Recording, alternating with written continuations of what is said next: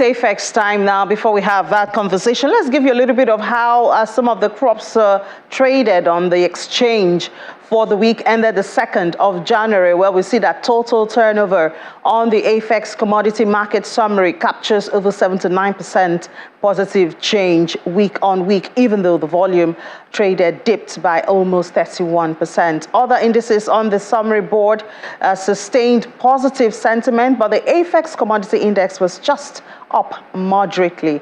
Now, on the volume of contracts, we have maize, which had the highest movement from the 843.94 in the green to over 4.2 million in the red. Now, let's look at the crops individually. Now, we'll start with maize. It gained more than 2% to close at 236 naira 16 kobo.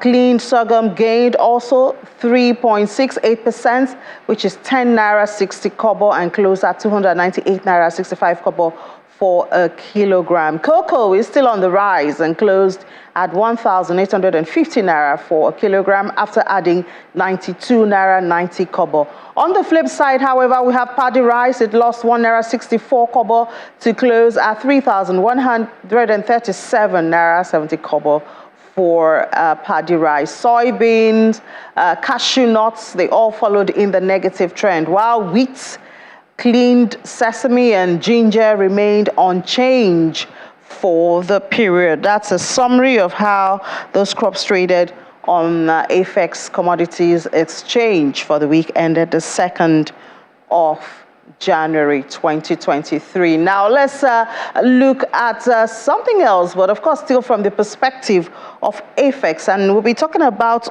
overcoming the challenges in Nigeria's agri export market in the face of a lot of conversation about improving or boosting non-oil exports. We have rejection of export commodities that has defined the Nigerian export market over the years, among other challenges.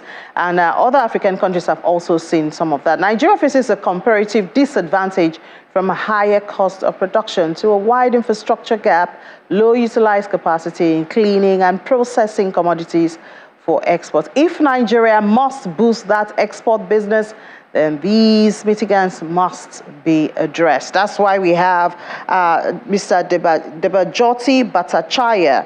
He's the Vice President of Commercials at AFEX, joining us all the way from Brazil.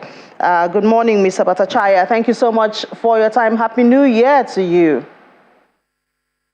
Good morning, and very Happy New Year to you as well. Yeah. And it's a pleasure to be here. Good to have you here too. Nigeria's agriculture export market over the years has suffered setbacks. We've seen that in yam, we've seen that in grains. In 2021, Nigeria's foreign trade deficit widened to 1.94 trillion naira. Did this gap make any change in 2022? So the good news is that we have a positive trade balance of almost 3.4 trillion naira. If we just look at the January to September quarter, which gives us hope that we are going back to the numbers that we used to look at in 2018, when the trade balance was roughly positive by 5.3 trillion naira. The negative point of that is that all of this trade balance positiveness is coming from crude oil exports.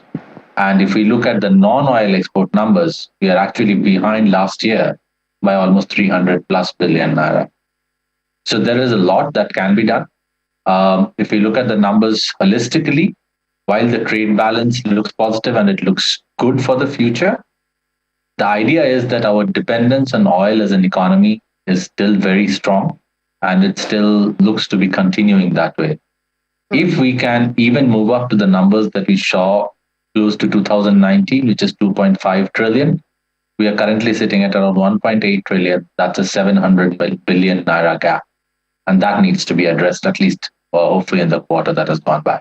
Yeah, well, it's been interesting to know how AFEX is helping to address that because other than oil, which you mentioned, we also see crops like sesame seeds, cocoa, contributing in the exported commodities. So it'll be interesting to know in what ways AFEX has influenced the market. These crops are on your exchange, you trade on them.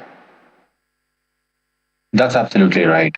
And the single point of focus is that the cost of exports has been increasing primarily due to the cost of logistics and the post-harvest losses that the farmers or the traders are facing when they want to store and take advantage of prices over the long term.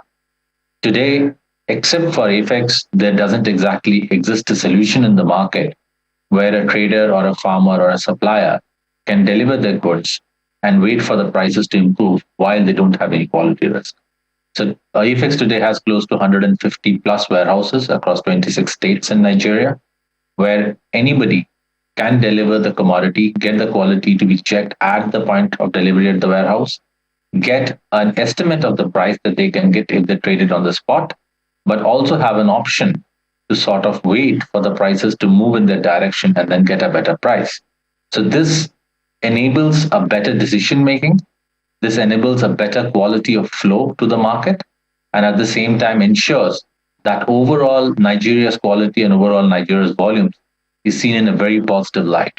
So if we talk of example for cocoa, the crop sort of has been stagnant over the last 5 years. It moves between 310 to 315,000 metric tons overall.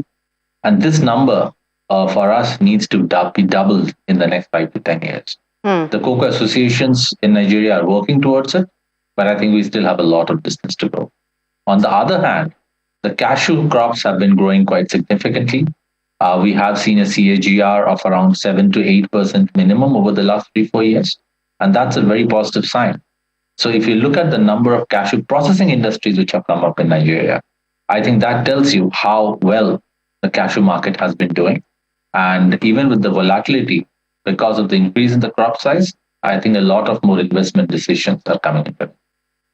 So you talk about boosting that, but what role can the government play when it comes to policies? Even though we do have a lot of policies in Nigeria, I guess the issue would be implementation of those policies. But how can we best promote this investment, especially from the angle of the government? So I think there are a lot of things that can be done and definitely need to be done. One of the things which encourages sort of exports to be missed out by the government is the difference between the parallel market exchange rate and the official exchange rate. And the narrowing of this gap is something that creates more confidence in the industry and also makes it much more easier for registered legal companies to operate in the market.